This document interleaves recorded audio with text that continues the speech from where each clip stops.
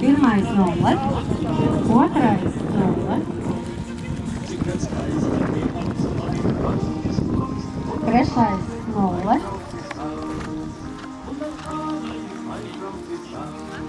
ceturtais 0,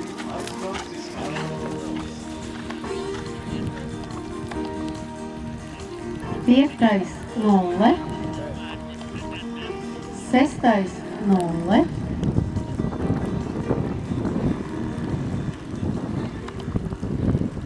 septītais 0,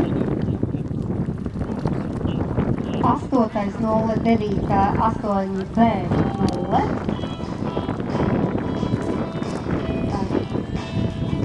devītais 0, astotais, kā redzējāt, bija divkāršais šķērslis.